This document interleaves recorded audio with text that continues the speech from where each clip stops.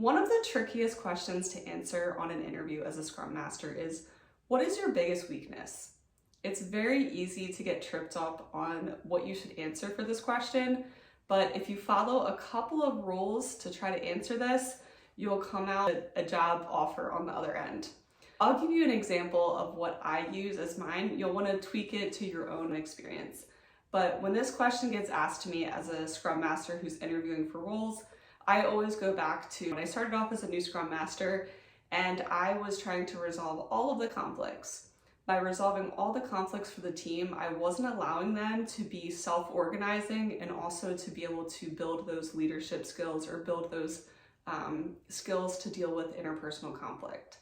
So the way that I dealt with this was I identified it as a problem and understood how it was negatively impacting the team, decided that this was something that I needed to work on, and the next time that a team member came to me with an issue about a disagreement with the developer, rather than jumping right in and giving all of my feedback and suggestions on how to resolve this issue, I coached them, I asked them questions about what they needed support on and made it very clear that as they were going through this, if they needed to bounce any ideas or even do a little bit of role playing in terms of how to deal with the conflict, I was fully there to support them.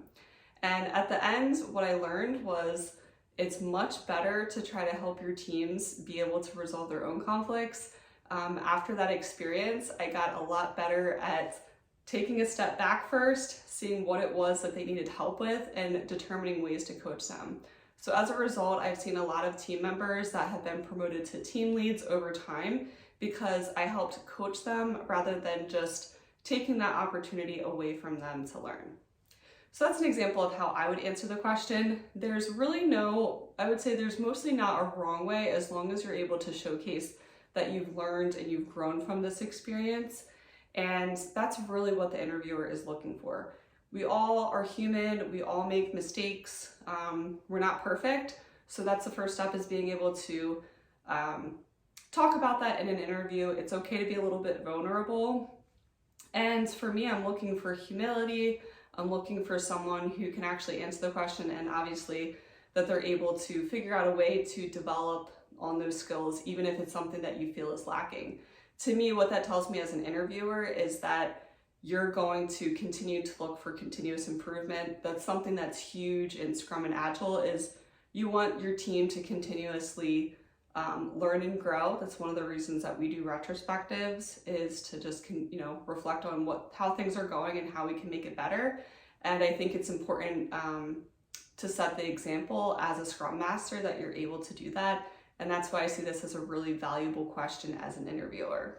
So I hope that you found this Q&A session helpful in terms of what are the questions that you'll be asked. This is something that we cover in modules within my Chris and my course called Agile Sidekick. So everything about interviews, everything about how to network and really land the job. Our goal is to help you get the job in 30 days or less. So if you haven't checked it out, go to agilesidekick.co.